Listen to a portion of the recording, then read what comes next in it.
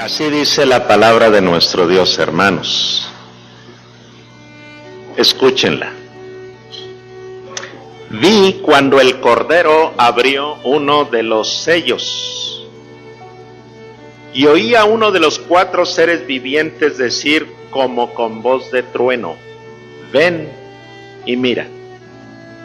Y miré, y he aquí un caballo blanco, y el que lo montaba tenía un arco, y le fue dada una corona, y salió venciendo y para vencer.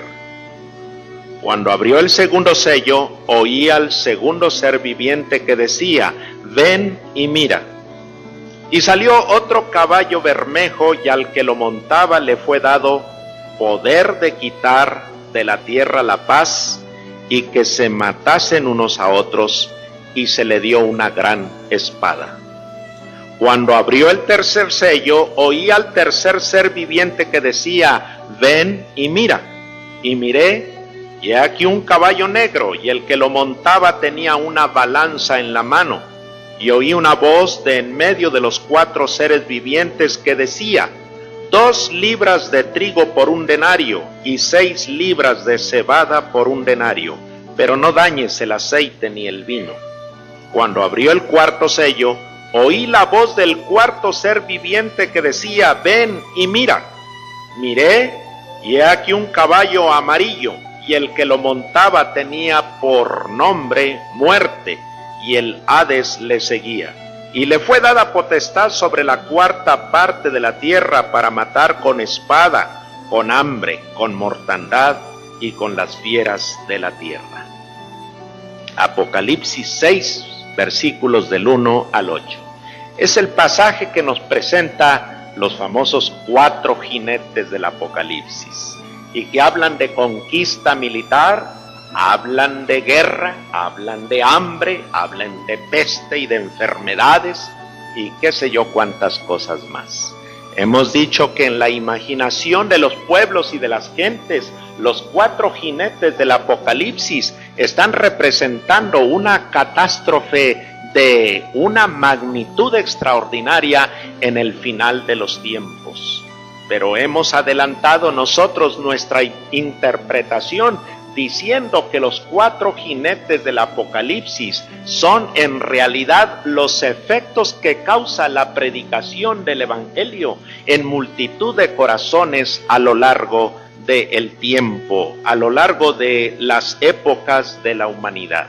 Decíamos al principio de nuestras consideraciones en este pasaje que el significado pues general de los primeros 4 sellos nos presentan los efectos causados por la predicación del Evangelio.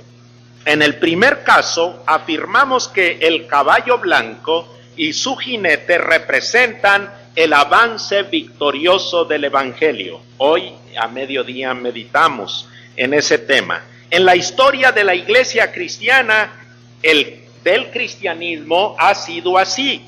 El Evangelio ha entrado en países y regiones venciendo y para vencer.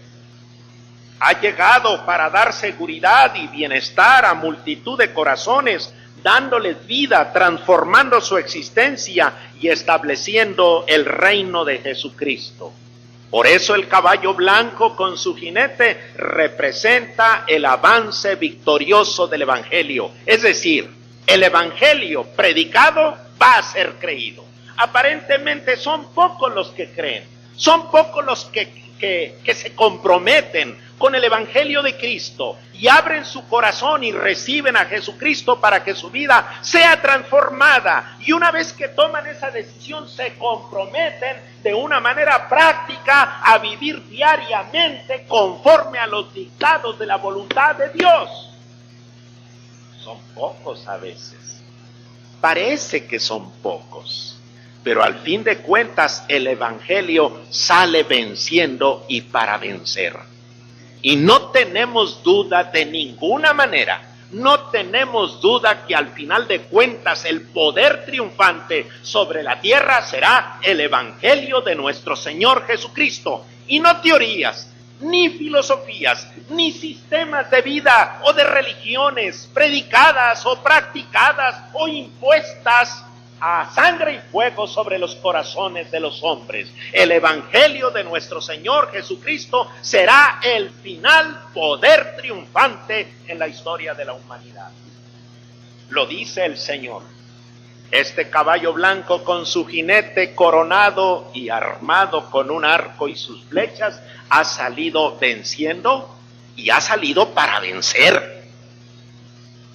Dios no ha enviado su evangelio como un experimento, a ver si le hacen caso. Dios ha enviado su evangelio para conquistar la victoria en el corazón de los hombres. Pero se nos presenta otro jinete. Dice que el Señor Jesucristo tomó otro sello de aquel rollo de libro que se encuentra sellado, y al abrir el segundo sello, oí al segundo ser viviente que decía: ven y mira. Y salió otro caballo bermejo. Otro caballo, dice, bermejo. ¿Qué significa bermejo? Rojo, alazán. Y al que lo montaba le fue dado poder de quitar la tierra, la paz, y que se matasen unos a otros, y se le dio una gran espada. El segundo sello da salida pues a este segundo caballo y su jinete.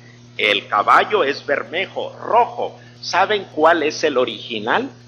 El original en el griego de esta palabra bermejo, de fuego. Salió un caballo como de fuego o de fuego.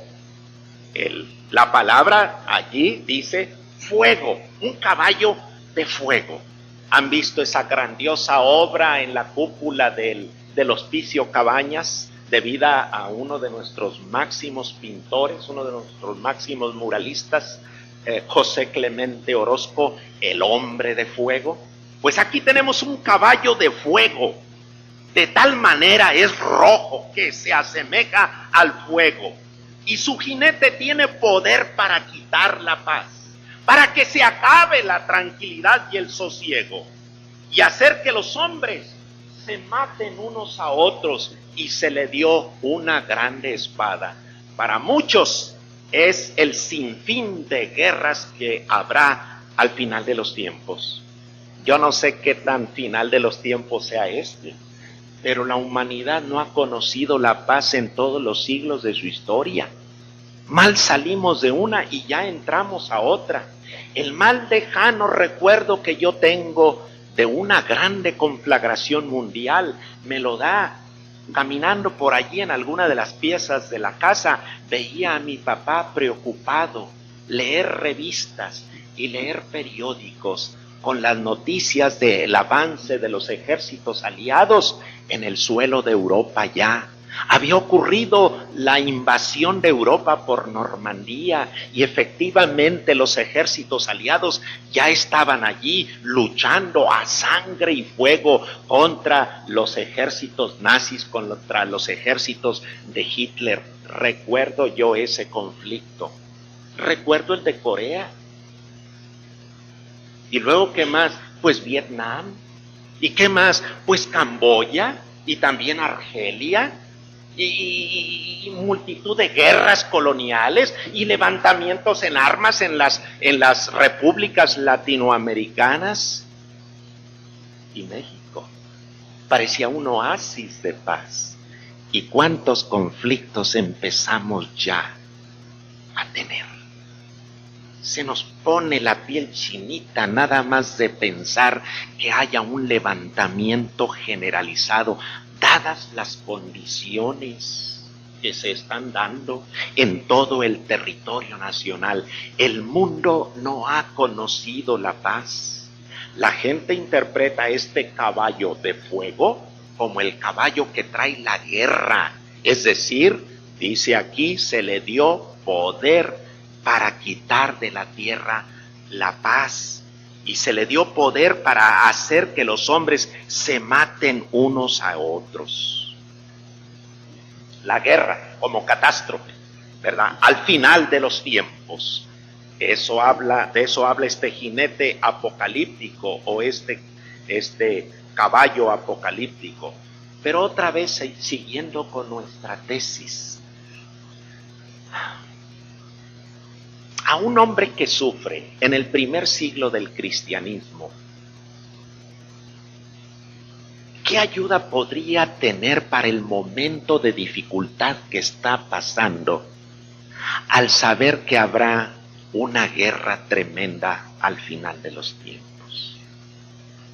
Si ya está pasando él su propio conflicto en ese momento y por causa del Evangelio de Cristo está sufriendo injustamente, ¿cómo se consuela y se fortalece el corazón de una persona así?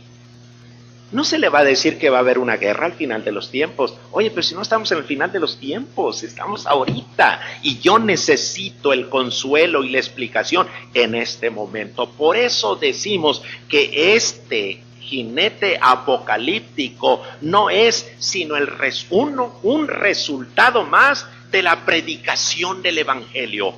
¿Cómo la predicación del Evangelio va a quitar la paz de la tierra?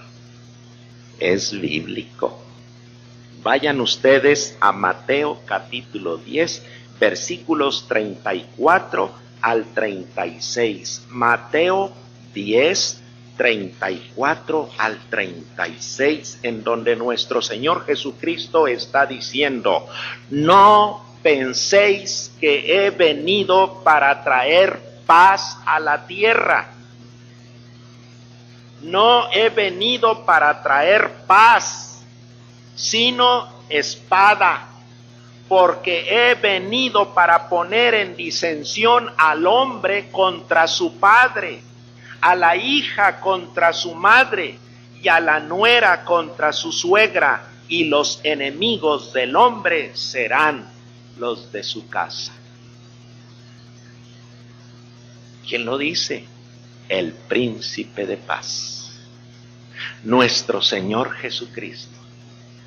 Y la verdad de las cosas es que la experiencia nos indica que eso es lo que causa el Evangelio entre las gentes. Así que uno de los efectos seguros del Evangelio es la división que causa entre los hombres y con ello multitud de conflictos y de enfrentamientos. Y esto es así, hermanos, en primer lugar por el carácter eminentemente santificador del Evangelio. El Evangelio transforma en un grado absoluto al ser humano. Claro que sí. Dice la Escritura que todos los seres humanos éramos hijos de ira, lo mismo que los demás, hijos de contienda y de conflicto.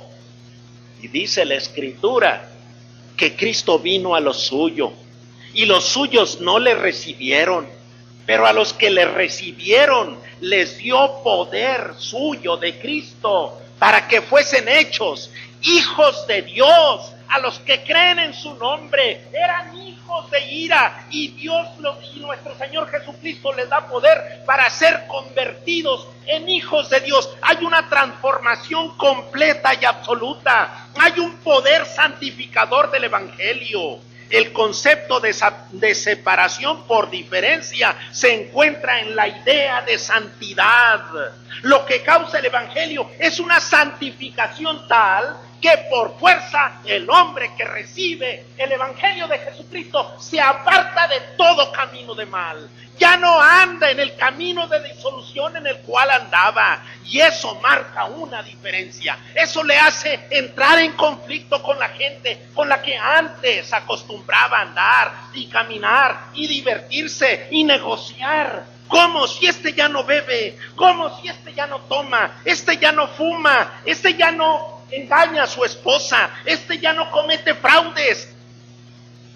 Se va apartando la gente de él, marcando una división radical entre el que es de Cristo y el que no lo es.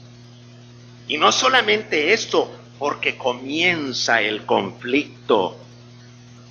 Aquel que ha sido sacado de tinieblas, de injusticia, de pecado y de maldad, es un reproche viviente para los que se encuentran todavía en tales condiciones.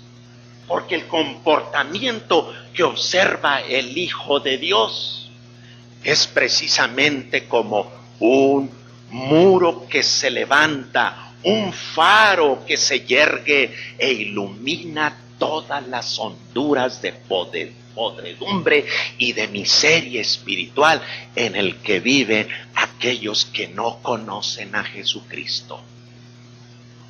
Cuando llega el Evangelio, marca de inmediato la diferencia, y como con una espada de dos filos, de manera tajante, separa a los que son de Cristo de los que no lo son. Y aunque se use toda la prudencia posible, vente, vamos, te convidamos, ya no puedo. ¿Por qué? Porque soy cristiano. Mira tú, nosotros también lo somos. Eso que ustedes practican no es cristianismo. Yo ya no puedo andar en los caminos de ustedes. Soberbio y orgulloso, te crees muy santo y esto y lo otro, y empiezan a buscarle problemas y dificultades. División tajante, división marcada. ¿Quién la causó? El Evangelio de nuestro Señor Jesucristo, cuando el creyente se decide a ponerlo por obra en la vida diaria. Y es el precio que tiene que pagar. Se le vuelven las espaldas, se le retira el saludo, se declara la ley del hielo, se pone en ostracismo a la gente por ser creyentes, por ya no contemporizar, por ya no acompañar a la gente que sigue teniendo esa clase de comportamiento. ¿Y qué tal cuando empezamos a considerar la situación de la religión? Cuando el creyente empieza a buscar en la Biblia la norma de su conducta, cuando empieza a buscar en la Biblia qué es lo que puede creer. Oye, pero si hemos sido enseñados en la santísima religión que heredamos de nuestros padres, eso es pura tradición. ¿Qué dice la palabra de Dios? Porque lo que diga la palabra de Dios es lo que vamos a obedecer, no una tradición que a lo largo de los siglos se ha ido pasando de padres a hijos, adulterándose en el paso de todo este tiempo. Y cuando el creyente decide normar su vida con las indicaciones de la palabra de Dios, es separado. El carácter santificador del Evangelio quita la paz. Dice Santiago que el que se hace amigo del mundo está en paz con el mundo, ¿o no? Pero ¿qué pasa con Dios? Es enemigo de Dios.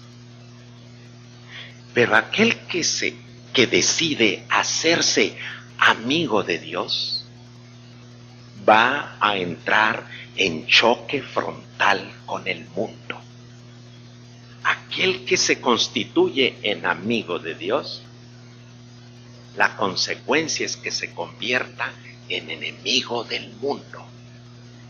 Y no está para ser juez, pero su misma actitud, su misma conducta será un reproche y una acusación viviente contra el mal comportamiento de los que no son creyentes. El testimonio que el no creyente dará es definitivamente, no se puede ignorar. Él no miente como nosotros mentimos. Él no es injusto como nosotros somos injustos. Él no es malo como nosotros somos malos. Eso, indudablemente que es un hermoso testimonio, pero en cuántas ocasiones escuece en lo profundo del corazón, de tal manera que la gente se llena de ira y de furor al estar contemplando a uno que con docilidad y mansedumbre se ha dedicado a honrar el nombre de su Dios.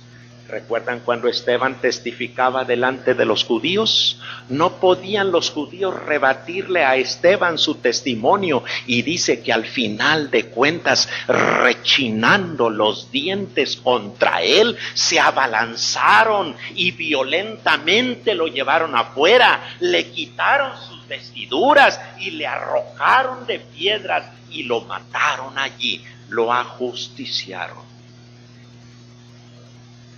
La iglesia cristiana, en un mundo que no lo es, no estará jamás en paz con el mundo. Pero ¿qué importa si está en paz con Dios? Este jinete apocalíptico habla acerca precisamente de que el evangelio va a quitar la paz en la vida de los hombres por su carácter eminentemente santificador, pero en segundo lugar por su carácter eminentemente redentor. No solamente el evangelio santifica y hace una gran diferencia entre los que son de Cristo y los que no lo son, pero también el evangelio de nuestro Señor Jesucristo redime. El evangelio de Cristo redime. Encontramos una historia muy interesante en la vida de Abraham.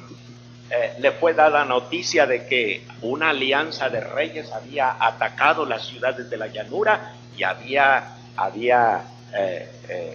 se había llevado a Lot con sus posesiones y había ido y corrido allá aquellos reyes y se los habían llevado en cautiverio. Abraham de inmediato junta a su gente, la arma y va detrás de aquellos reyes, los encuentra, los derrota y liberta a todos aquellos que fueron hechos esclavos. Eso es un tipo y una figura de lo que vino a hacer nuestro Señor Jesucristo al mundo, a rescatarnos de la esclavitud en la cual vivíamos bajo la voluntad del diablo. El evangelio es una avanzada de rescate en territorio hostil dominado por el enemigo. Aquí a este mundo de tinieblas descendió nuestro Señor Jesucristo con el propósito de arrebatarle sus esclavos al diablo. Se dice que el mundo entero está bajo el maligno en 1 Juan 5:19, pues a este mundo dominado por el espíritu del mal llegó nuestro Señor Jesucristo y él mismo sufrió los embates del odio, la envidia, la inquina, el fraude, la mentira, la traición. Fue abandonado por sus mismos discípulos cuando estos, atemorizados por la suerte que corría su maestro, quisieron ponerse en salvo. Y el Señor Jesucristo llegó hasta la cumbre del Calvario, muriendo por nuestros propios pecados, sabiendo que ese acto redentor por él mismo traería libertad para todos los seres humanos que se acerquen a Cristo. Esos seres humanos que creen en Cristo son arrebatados de las garras del diablo. ¿Cómo creen ustedes que va a haber paz? Cuando el león rugiente que ve arrebatadas sus presas de sus garras se revuelve en contra de los cristianos para atacarlos más duramente y utiliza como instrumentos a aquellos que todavía tiene dominados. Qué vergüenza cuando en algunas ocasiones nosotros, los creyentes rescatados por la gracia y la misericordia de Dios, respondemos de la misma manera como actúan los que no conocen a Cristo, con violencia, con armas humanas, con armas carnales. Luego el evangelio entra al mundo a establecer una lucha, un enfrentamiento sin posibilidad de tregua o de arreglos de paz o concesiones. La lucha está muy claramente definida. Es hasta acabar en triunfo o en derrota. Ya sabemos para quién va a ser el triunfo. Muy dolorosos serán los enfrentamientos, pero el triunfo final le corresponden a las huestes victoriosas de nuestro Señor Jesucristo. Es una guerra en la que no se da ni se pide cuartel. Y todos aquellos que entran por la fe a formar parte de la vida cristiana sentirán en sus propias carnes lo severo del enfrentamiento, porque allí donde menos se piensa saltará la contradicción, la controversia. Cuando un creyente, cuando una persona viene aquí, escucha el evangelio, se le invita a que venga a Cristo, se da cuenta de su condición pecaminosa, cree en el Señor y luego va hecho unas Pascuas, feliz, contento, a decirle a su gente, a la esposa o al papá y la mamá, o tal vez a los hermanos, qué sé yo, he creído en Cristo, lo he recibido en lo profundo de nuestro corazón. Se le frunce el ceño, o se le rechaza, o se le pregunta y se le cuestiona, ¿dónde andas metido tú? Y empieza el enfrentamiento en el seno mismo del hogar. Un muchacho que se congregaba en una iglesia finalmente fue tomado por el Espíritu de gracia y le entregó a Cristo su corazón. Era un muchacho huérfano que vivía con unas tías ya grandes, unas tías ya de edad, y llega feliz y contento. Tías, acabo de encontrar una razón hermosa para vivir. Le he entregado mi vida a Jesucristo. No te entendemos. ¿Qué tratas de decirnos? Que asistí al templo fulano. Eso es un templo de protestantes. No sé de qué será, pero allí se predica la palabra de Dios. La Biblia me la enseñaron y el predicador y el pastor me hablaron y me dijeron, no hay otro nombre debajo del cielo dado a los hombres en quien podamos ser salvos. Y le he entregado a Cristo la totalidad de mi vida y he confiado para siempre en Él. Pues ve decidiendo qué vas a hacer, porque aquí te preferimos muerto en lugar de un hereje. Y si no cambias de parecer, olvídate que somos tus tías, olvídate que esta es tu casa. De aquel muchacho, todo su gozo se le fue a quién sabe a qué pozo, salió cabizbajo, meditabundo, triste, apesadumbrado, preocupado. Eran sus únicos familiares y era la única esperanza de sustento. Va a la iglesia, busca al pastor, le dice, hermano, me está sucediendo esto. Y el pastor aquel lo toma y le dice, pues esa es la familia terrenal, pero usted ha encontrado una familia espiritual que no lo abandonará. El precio de seguir a Cristo muchas veces es el abandono de nuestros seres queridos, pero todavía la decisión le corresponde a usted. Sepa que si toma la decisión y sale con sus cosas de allí, una puerta que se cierra traerá como resultado multitud de puertas que se le abrirán para que usted venga a vivir con alguno de los miembros de esta familia espiritual a la que ha llegado por su fe en Jesucristo. ¿Qué decide? Decido seguir a Jesucristo, aunque lo deshereden, aunque me deshereden.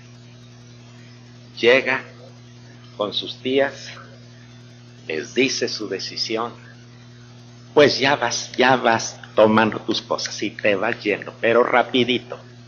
Toma sus cosas aquel muchacho, las pocas pertenencias que le dejan sacar, sale de aquella casa, va con el pastor. Este ya le tenía un hogar para que le recibiera y lo reciben allí. Aquella congregación se vació en un caudal de amor para hacerle sentir que tenía una familia que se preocupaba por él. La recomendación: no deje de visitar a sus tías, no deje de hablarles. Quizá en este momento todavía están muy molestas. ¿Por qué? Pues es que en eso han creído durante siglos. pero usted dé testimonio como creyente, como cristiano. En una de esas veces que fue, le dijeron: hijo, ya no soportamos tu ausencia. Regrésate con nosotros. Aunque sigas creyendo esa chifladura tuya, pero no te queremos lejos de nosotros. Vente otra vez a vivir con nosotros. Regresó aquel muchacho y siguió su labor hermosa de testimonio cristiano. Pero ¿cuál fue el despertar tremendo después de su decisión de seguir a Jesucristo? División. Se acabó la paz. No piensen que he venido a traer paz, sino espada, dijo nuestro Señor Jesucristo. Y este caballo de fuego es significativo del efecto que el Evangelio causa en los corazones que lo reciben. De inmediato se manifiesta el conflicto, el enfrentamiento. El Evangelio busca arrebatar de las cadenas de esclavitud a los oprimidos por el diablo, y éste va a resistir con todas las fuerzas del Averno y se va a establecer la lucha. Pero en tercer lugar, tenemos el carácter eminentemente victorioso del Evangelio como una causa fundamental para que cuando éste llega al corazón de los hombres cause división. Y en lugar de paz, se inicie el conflicto entre los que conocen a Cristo y los que no son del Señor. El Evangelio no se conforma con nada menos que con el triunfo. El Evangelio ha entrado a la tierra para ganar la batalla. No hay incertidumbre. Dice la Escritura allí que el caballo blanco con su jinete salieron venciendo, y para vencer no se conforman con menos. Van a tratar de acabar completamente con el diablo. Y miren que lo van a conseguir. Y miren que lo vamos a conseguir. El Evangelio tiene el intento de destronar al enemigo del corazón de los seres humanos y entronizar allí al Rey de Reyes y Señor de señores. Por eso, tan pronto como entra el Evangelio al corazón del hombre, se entroniza a Jesucristo, y el Rey destronado empieza su lucha para tratar otra vez de que las cosas vuelvan a como estaban antes. Satanás reinando sobre todas las cosas, pensamientos, decisiones, criterios, placeres, gustos, quién sabe cuántas cosas más en el corazón del ser humano. El Evangelio busca que el hombre se levante sobre Satanás y le arrebate para siempre sus dominios. Dice la Escritura que los reinos de este mundo, que se encuentran bajo el dominio del maligno, vendrán a ser los reinos del Señor y de su Cristo, y reinará por siempre jamás. A eso entra el Evangelio. ¿Cómo creen ustedes que no va a haber conflicto? Por eso cuando se desata, se abre este sello, sale este caballo bermejo, rojo, de fuego, y al que lo montaba le fue dado poder de quitar la tierra, la paz, y que se matasen unos a otros, y se le dio una gran espada. ¿Quién duda que por causa de la fidelidad al Evangelio, muchos de nuestros hermanos han tenido que morir?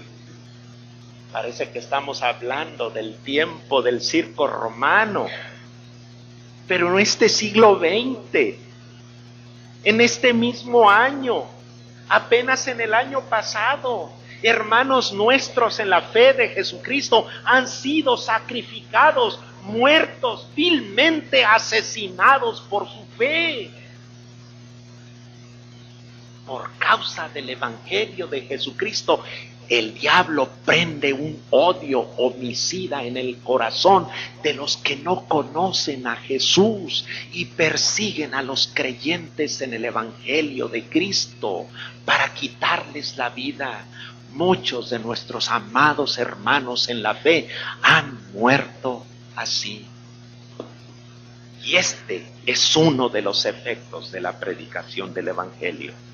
Así que como conclusión, los hermanos que les toca vivir en el primer siglo del cristianismo, perseguidos por su fe, al predicárseles esta palabra, pueden comprender plenamente que es el precio que tienen que pagar por ser cristianos, porque el evangelio que se les predicó salió venciendo y para vencer, y ellos son el primer resultado del poder transformación salvífico redentor del evangelio, pero saben también que las tribulaciones por las cuales están pasando es gracias también a que el evangelio ha hecho una radical diferencia entre ellos que son de Cristo y el mundo que no conoce y que rechaza a Jesús. Los 4 jinetes del Apocalipsis: conquistas militares, guerras, como catástrofes al final de los tiempos, cuando en realidad en estos 20 siglos de cristianismo, vez tras vez, estos 2 jinetes que llevamos considerados han ido cabalgando para alcanzar la victoria en multitud de corazones que creen en Jesucristo, o bien para causar división entre el hombre y los de su casa, por causa del carácter eminentemente santificador del Evangelio, eminentemente redentor del Evangelio, eminentemente victorioso del Evangelio. Y el creyente de aquel primer siglo, como el creyente del siglo actual, podemos decir: bienvenidas las tribulaciones. Nos causarán mucho dolor, pero al fin de cuentas es el precio que tenemos que pagar por ser cristianos. Bendito sea su santo nombre para siempre.